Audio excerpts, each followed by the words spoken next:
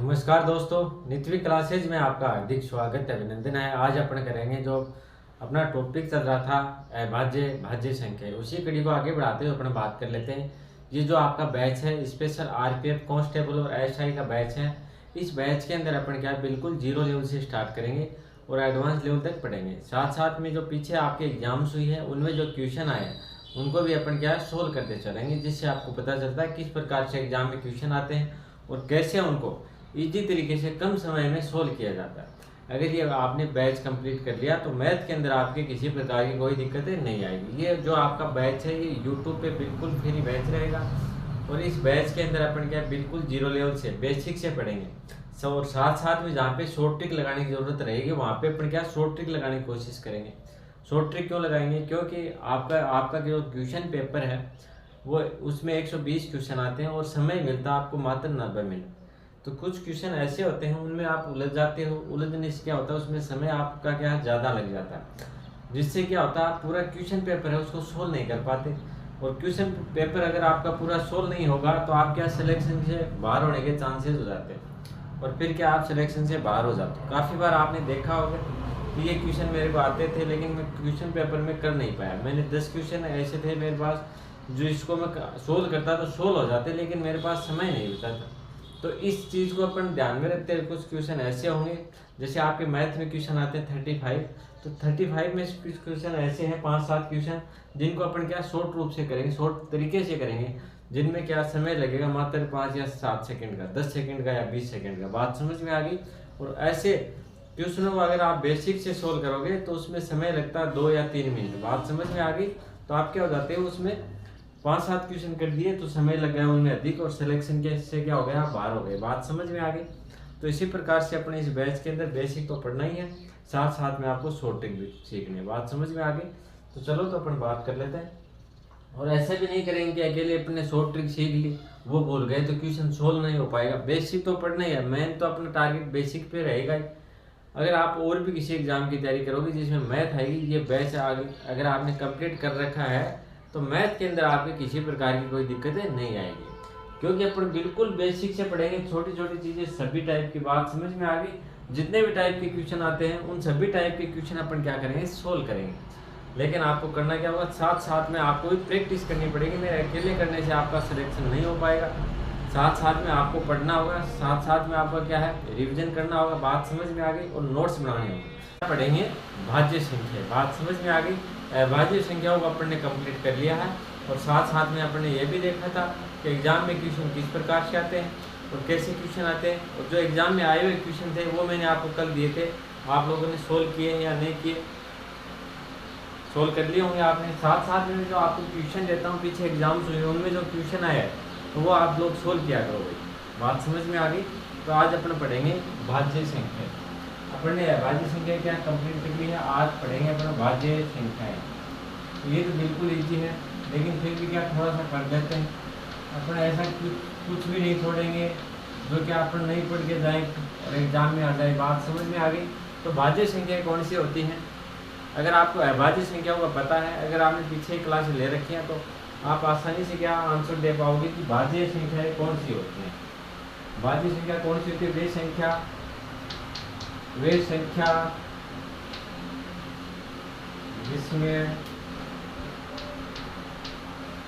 संख्या जिसमें एक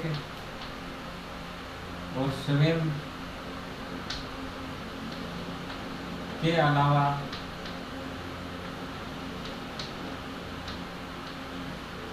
किसी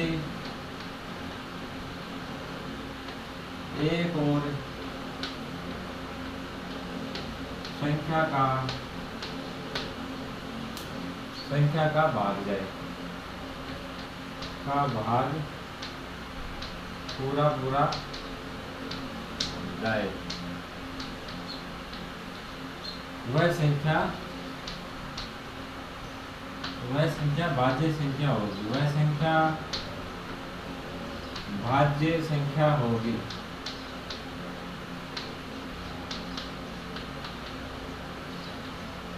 ऐसी संख्या जिसके अंदर एक का स्वयं का और किसी एक और संख्या का पूरा पूरा भाग जाए तो वो संख्या क्या होगी, भाज्य संख्या होगी। बात समझ में आ गई। तो भाज्य संख्या के गुणनखंडों की संख्या कितनी होगी, भाज्य संख्या के गुणनखंडों की संख्या कितनी होगी, गुणनखंडों की संख्या बताओ। देखिए मेरे को भाज्य संख्या थी, उसके गुणनखंडों की संख्या कितनी थी, केवल मात्र 2 थी।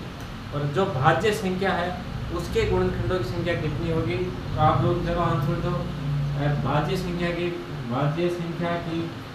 गुणनखंडों की संख्या, भाज्य संख्या के गुणनखंडों की संख्या बताओ मेरे को कितनी होगी, गुणनखंडों की संख्या कितनी होगी बताओ। देखें गुणनखंडों की संख्या क्या होगी, कम से कम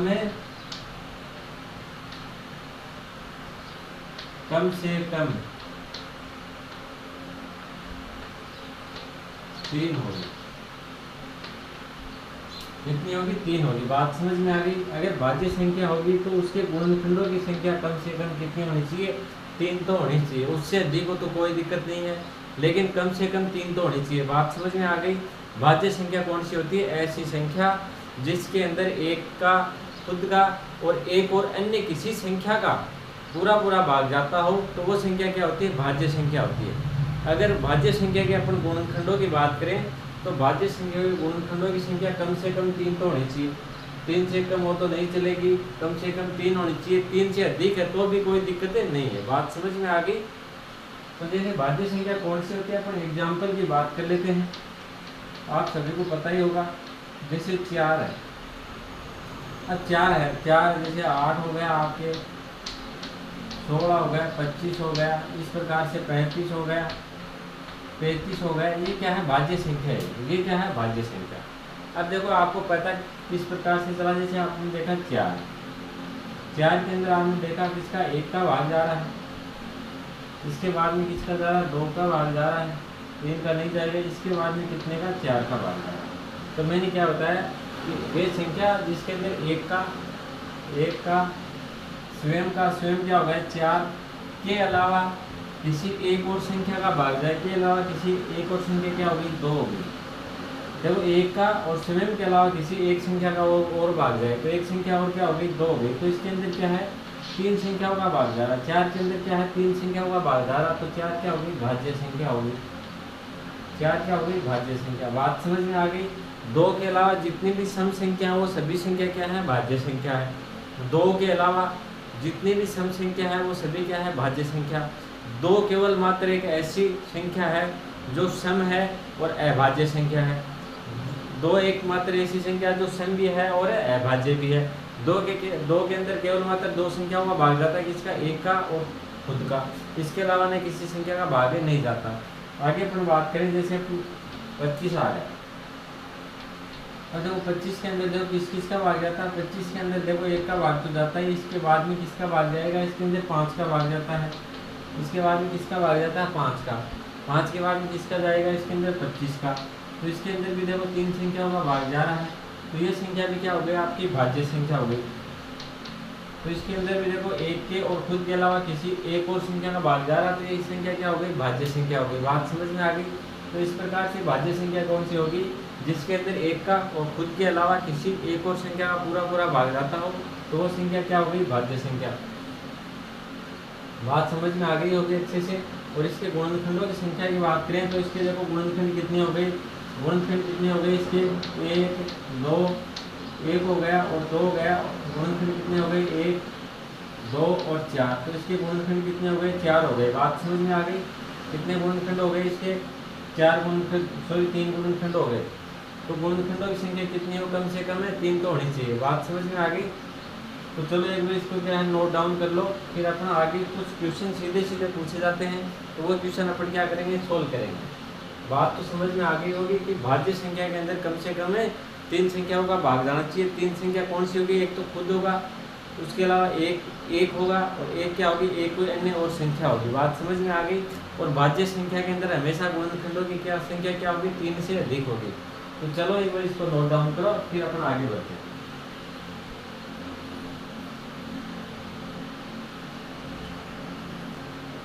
चलो आगे बात कर लेते हैं क्वेश्चन किस प्रकार से देखने को मिलेंगे आपको। काफी बार इस प्रकार से क्वेश्चन आते हैं कि सबसे छोटी अभाज्य संख्या, सॉरी भाज्य संख्या की बात करें, सबसे छोटी भाज्य संख्या कौन सी होगी? सबसे छोटी भाज्य संख्या, सबसे छोटी भाज्य संख्या कौन सी है? आंसर देते जाओ, एक दिन को पता है। सबसे छोटी आपको क्या पूछी है? भाज्य संख्या पूछी है। बात समझ में आ गई? चलो आगे बात कर लेते हैं कि प्रथम सम भाज्य संख्या, प्रथम क्या पूछे आपको? सम होनी चाहिए और भाज्य संख्या होगी। प्रथम क्या होगी? सम भाज्य संख्या कौन सी होगी? क्वेश्चन क्या दिया? सबसे छोटी भाज्य संख्या क्या होगी? प्रथम सम भाज्य संख्या कौन सी है? बात समझ में आ गई? इसके आगे अपन बात कर लेते हैं कि प्रथम विषम भाज्य संख्या होगी, भाज्य संख्या होगी। क्या क्या पूछा है?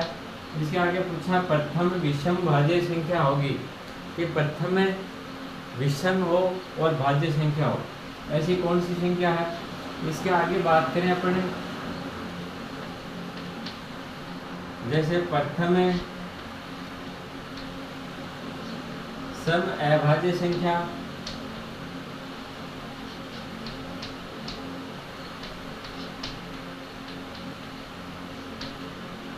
ये देखो मैं क्या पूछ रहा हूँ? अभाज्य।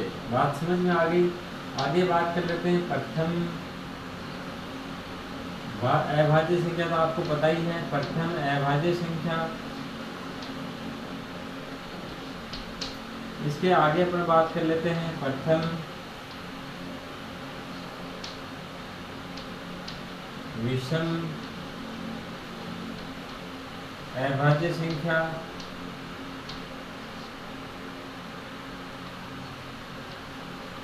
दो अंक की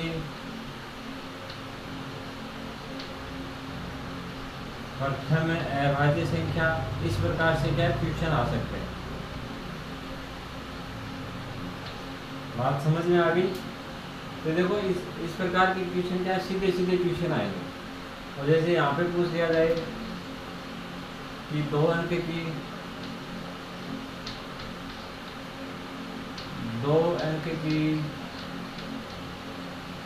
प्रथम भाज्य संख्या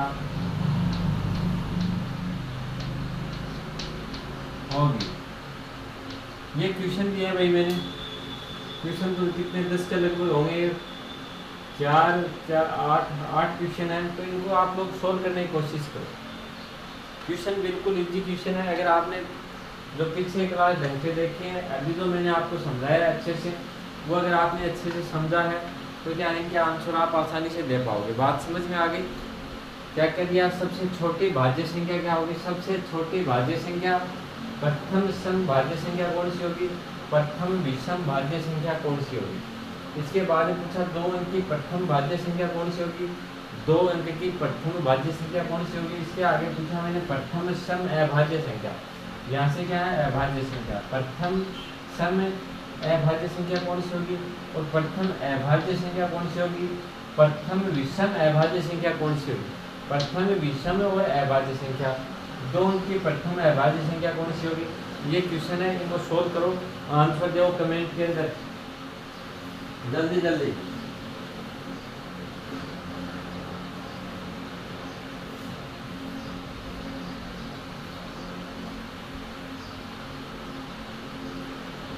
चलो भाई बात करें अपन, सबसे छोटी भाज्य संख्या क्या होगी? भाज्य संख्या मैंने बताया ऐसी संख्या जिसके अंदर कम से कम 3 संख्याओं का भाग जाए।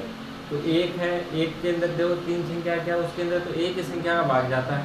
तो एक बार मैं आपको दोबारा बता दूं, एक है वह न तो क्या है भाज्य संख्या, न ही अभाज्य संख्या।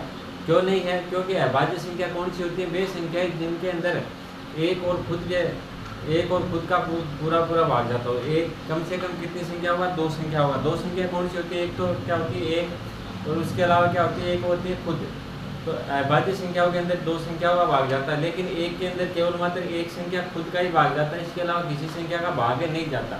तो एक क्या हो गई, न तो भाज्य संख्या है न ही अभाज्य संख्या। उसके आगे अपन बात करें दो, दो क्या हो गई, दो है अभाज्य संख्या, बात समझ में आ गई। उसके आगे अपन बात करें तीन, तीन भी क्या है भाज्य। तो प्रथम सबसे छोटी भाज्य संख्या क्या हो गई, चार हो गई, चार हो गई। चार के अंदर देखो एक का भाग जाता है, इसके अंदर दो का भाग जाता है और इसके अंदर चार का। तो इसके अंदर देखो कम से कम कितनी संख्याओं का भाग जा रहा है, तीन का। तो भाज्य संख्या कौन सी होगी, उसके अंदर कम से कम तीन संख्याओं का भाग जाना चाहिए। ऐसी संख्या जिसके कम से कम कितने गुणनखंड हो, तीन गुणनखंड, वो संख्या क्या होती है, भाज्य संख्या। तो इसमें देखो सबसे छोटी भाज्य संख्या आपकी क्या हो गई, सबसे छोटी भाज्य संख्या हो गई आपकी चार हो गई। आपका आंसर क्या रहेगा, चार। अब देखो प्रथम सम भाज्य संख्या, प्रथम सम भाज्य संख्या, तो ये क्या होगी, प्रथम सम और भाज्य संख्या। बात समझ में आ गई। इसका आंसर क्या रहेगा, इसका आंसर बताओ देखें भाई। प्रथम संख्या कौन सी, चार है, और चार क्या है, सम है। तो प्रथम सम भाज्य संख्या भी क्या हो जाएगी, चार। ये क्या रहेगा, आपका आंसर रहेगा। बात समझ में आ गई।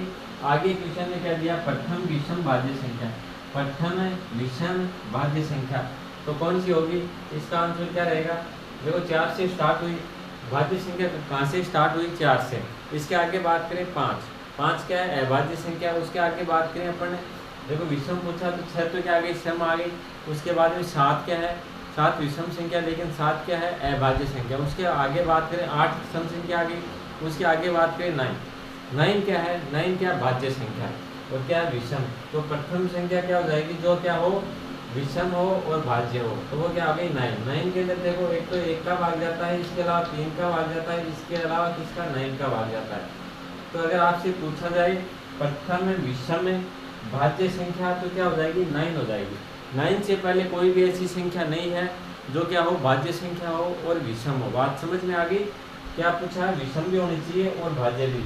तो नाइन से पहले ऐसी कोई भी संख्या नहीं है जो भाज्य भी हो और विषम भी हो। आगे अपन बात करें प्रथम सम अभाज्य, प्रथम सम अभाज्य संख्या। तो आपको पता ही है, बार बार बताने की जरूरत नहीं है। प्रथम सम अभाज्य, प्रथम और सम अभाज्य संख्या क्या हो जाएगी आपकी, पहली अभाज्य संख्या कौन सी है, पहले इसका आंसर जो प्रथम अभाज्य संख्या कौन सी है, एक, एक नहीं है, एक नहीं तो भाज्य संख्या, मैं आपको बार बार बता रहा हूँ, नहीं है भाज्य। तो उसके बाद में आ गई दो, तो दो क्या भाज्य संख्या या अभाज्य, दो है आपकी अभाज्य संख्या, क्योंकि दो के अंदर केवल मात्र दो संख्याओं का भाग जाता है। तो प्रथम अभाज्य संख्या आपकी क्या हो गई, प्रथम अभाज्य संख्या हो गई दो। अब बात करें प्रथम सम अभाज्य, तो प्रथम सम अभाज्य संख्या की आपकी क्या हो जाएगी, दो हो जाएगी। तो प्रथम सम अभाज्य संख्या भी आपकी क्या हो जाएगी, दो। इसका आंसर भी आपका क्या रहेगा, दो। बात समझ में आ गई। प्रथम संख्या जब दो है तो प्रथम सम संख्या भी क्या होगी, दो। और दो के अलावा कोई भी ऐसी सम संख्या नहीं है जो क्या हो, अभाज्य हो। केवल मात्र दो एक ऐसी संख्या है जो सम भी है और अभाज्य भी। उसके आगे बात करें प्रथम अभाज्य संख्या, प्रथम विषम अभाज्य संख्या क्या होगी, प्रथम विषम अभाज्य, ऐसी संख्या जो विषम भी हो और अभाज्य हो, तो कौन सी संख्या हो जाएगी, बताओ देखिए मेरे को। ऐसी संख्या हो जाएगी आपके तीन, क्या होगी, तीन। आंसर क्या रहेगा, तीन। तीन क्या है, विषम भी है और अभाज्य भी संख्या। तो प्रथम विषम अभाज्य संख्या क्या होगी आपकी, तीन होगी। आगे बात करें अपन दो अंक की प्रथम अभाज्य संख्या, देखो इसमें भी छोड़ दिया अपन ने। दो अंक की क्या होगी, दो अंक की प्रथम अभाज्य संख्या कौन सी होगी, तो दो अंक की सबसे छोटी संख्या क्या होती है, 10। 10 भाज्य या अभाज्य, 10 क्या है, भाज्य संख्या है। उसके आगे चलते हैं 11, तो ये क्या हो जाएगी, 11। 11 क्या है, दो अंक की है और प्रथम क्या है, अभाज्य संख्या। 11 क्या है, अभाज्य संख्या। बात समझ में आ गई। इधर देखो एक क्वेश्चन अपन ने छोड़ दिया, दो अंक की प्रथम भाज्य संख्या होगी। दो अंक की प्रथम भाज्य संख्या कौन सी हो जाएगी, दो अंक की सबसे छोटी संख्या क्या होती है, अगर ये आपसे पूछा जाए तो क्या होती है, 10 होती है, 10 होती है। और 10 क्या है, भाज्य संख्या। तो दो अंक की सबसे छोटी भाज्य संख्या क्या हो जाएगी आपकी, 10 हो जाएगी। बात समझ में आ गई। तो इनके आंसर आपको आसानी से पता चल गया। इधर लिख देता हूँ मैं, वो समझ में नहीं आए तो। इसका आंसर क्या रहेगा आपका, 4 रहेगा। प्रथम सम भाज्य, प्रथम क्या है, सम है और भाज्य है, ये भी क्या हो जाएगा आपका, 4 हो जाएगा। इसके आगे बात करें तो इसका आंसर क्या आएगा, 9 आएगा। प्रथम विषम, प्रथम क्या विषम भाज्य संख्या क्या 9 है, 2 अंक की सबसे छोटी संख्या जो क्या हो भाज्य हो, तो इसका आंसर क्या आएगा आपके 10 आएगा। इसका आंसर क्या आएगा 10 आएगा। बात समझ में आ गई। इसका आंसर क्या आएगा 10। प्रथम सम अभाज्य संख्या, इसका आंसर क्या आएगा 2 आएगा। प्रथम अभाज्य सम संख्या, इसका आंसर भी क्या 2 है। प्रथम विषम अभाज्य संख्या, तो इसका आंसर क्या आ जाएगा आपके 3 आ जाएगा। और इसका आंसर क्या 2 अंक की सबसे 2 अंक की प्रथम अभाज्य संख्या क्या हो जाएगी आपकी 11 हो जाएगी। बात समझ में आ गई। तो चलो एक बार इसको नोट डाउन करो, फिर आगे अपन थोड़ी चर्चा और कर लेते हैं। कुछ क्वेश्चन आए हुए हैं एग्जाम में, उन पर अपन बात करेंगे।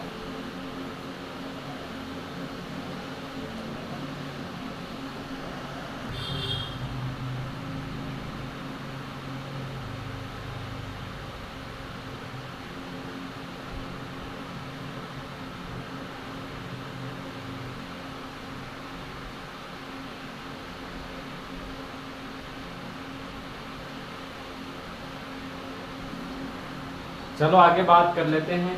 क्वेश्चन क्या दिया, निम्नलिखित समुच्चयों में से कौन सा सहअभाज्य संख्याएं बनाता है। ये क्वेश्चन आपके एनटीपीसी में आया हुआ क्वेश्चन है, इस प्रकार का क्वेश्चन। तो आगे भी आपके एग्जाम में पूछे जाने की संभावना। बात समझ में आ गई। तो ये आपके क्या है कांस्टेबल में भी पूछा जा सकता है। क्या पूछा, निम्नलिखित समुच्चयों में से कौन सा सहअभाज्य संख्याएं बनाता है। ये आपको समुच्चय दे रखे हैं, तो इनमें से ऐसा कौन सा समुच्चय है जो सहअभाज्य संख्याओं का क्या है बनाता। बात समझ में आ गई। तो सहअभाज्य संख्या कौन सी होती है। सबसे पहले अपन बात करें सहअभाज्य संख्याएं कौन सी होती है। इधर अपन बात कर लेते हैं सहअभाज्य संख्याएं।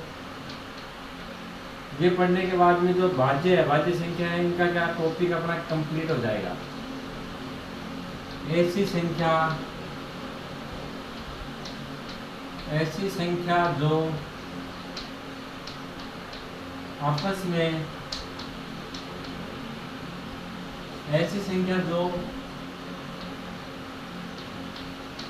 किसी भी एक संख्या से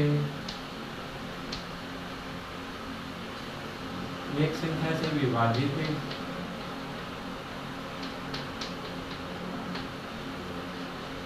या कटती नहीं हो।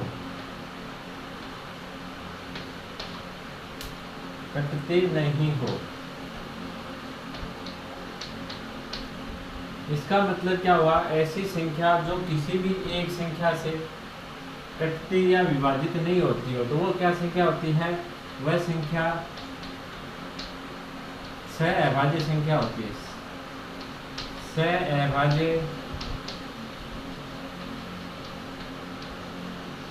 संख्या होती है। क्या होती है, सहअभाज्य संख्या होती है। जैसे अपन बात करें, आपको क्या दे रखी है संख्या 3 और 12। तो इसमें देखो क्या देखा आपने, 3 है, इसके अंदर 3 का पूरा भाग जाता है 1 बार, और 12 में भाग जाता है 4 बार। तो ये देखो किससे कट रहा है 3 और 12। ऐसी कौन सी संख्या है, 1 है। ऐसी कौन सी संख्या है, 1, जिससे क्या है ये दोनों संख्याएं, सॉरी ऐसी कौन सी संख्या है 3। तो 3 से देखो 3 भी कट रहा है 12 भी, तो ये संख्या सहअभाज्य है क्या, नहीं। तो इसको अपन और भी लिख सकते हैं कि जिनका HCF 1 हो, जिनका HCF क्या हो 1 हो, वह संख्या क्या है, सहअभाज्य संख्या। जिनका HCF क्या हो 1 हो, वह संख्या क्या होती है, सहअभाज्य संख्याएं होती हैं। बात समझ में आ गई। वह संख्या क्या होती हैं, सहअभाज्य संख्याएं होती हैं। अब देखो अपन बात करते हैं, इनका HCF क्या है, 1 है क्या, नहीं। इसका HCF क्या आ गया, 3 आ गया। HCF क्या आ गया, 3 आ गया। 3 का भाग देखो 3 में भी जा रहा है और 12 में भी जा रहा है। बात समझ में आ गई। तो HCF इसका 3 आ गया, तो ये संख्या क्या है, अभाज्य नहीं हो। या फिर आप इस प्रकार से समझ सकते हो कि इन दोनों संख्याओं में, दोनों संख्याएं हैं जो ऐसी कोई कॉमन संख्या नहीं होनी चाहिए जिनसे क्या दोनों संख्या आपस में कटती हो। बात समझ में आ गई। जैसे अगला ऑप्शन आपको क्या दे रखा है, 10 और 25। अब देखो ये कट रही है संख्या, उसका HCF क्या 1 है क्या, इसका HCF 1 नहीं है। इसका HCF कितना होगा आपके पास 5 होगा। क्या होगा 5। अब देखो 5 का भाग 10 में कितने मिल जा रहा है 2 बार, और 5 का भाग 25 में कितने मिल जा रहा है 5 बार। तो ये क्या सहअभाज्य संख्या है क्या? नहीं। तो ये संख्या की सहअभाज्य संख्या नहीं है, ये भी नहीं है। फिर आगे अपन बात करें 12 और 7। अगला ऑप्शन आपका कौन सा है?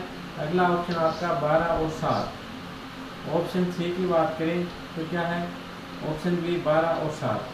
तो कोई ऐसी संख्या है क्या जिससे 12 भी कट रहा हो, 12 में पूरा पूरा भाग जाता हो और 7 में पूरा पूरा भाग जाता हो?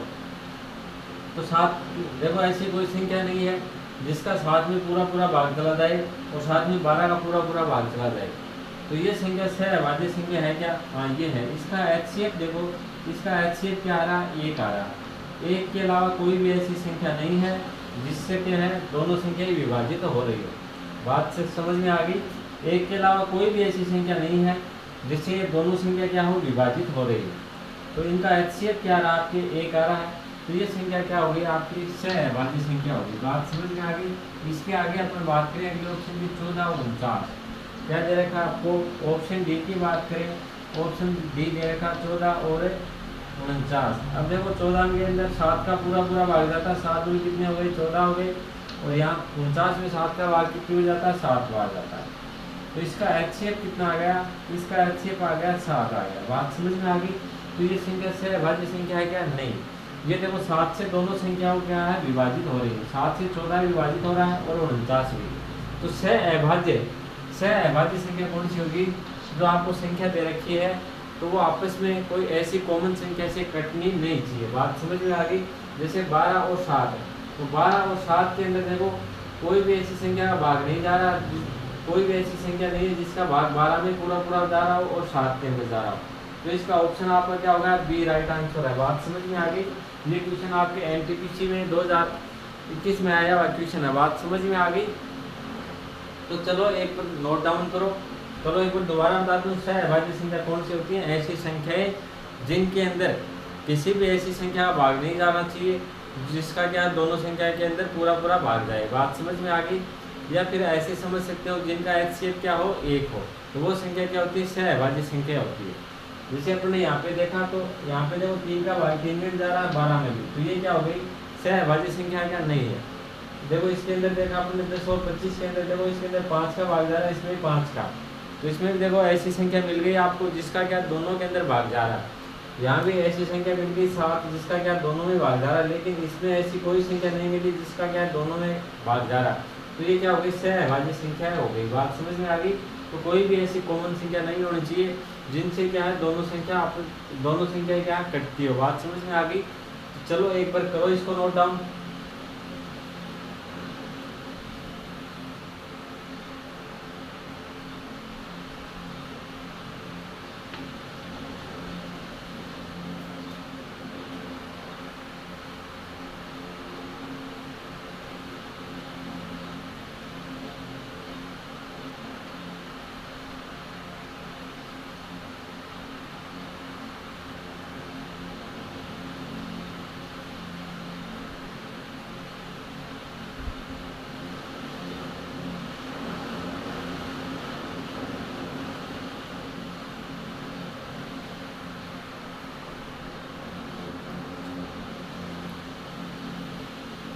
चलो भाई नोट डाउन कर लिया होगा। हाँ भाई, अगर आपको क्लास से अच्छे से समझ में आ रहे हैं तो वीडियो को लाइक वगैरह कर दिया करो भाई, और चैनल को भी क्या सब्सक्राइब कर दिया करो, और अपने मित्रों को भी क्या शेयर कर दिया करो। बात समझ में आ गई? चलो भाई आज के लिए इतना ही। करो नोट डाउन और अपने मित्रों को सबको क्या शेयर कर देना, संख्या बढ़ाओ भाई। चलो आज के लिए इतना ही, धन्यवाद।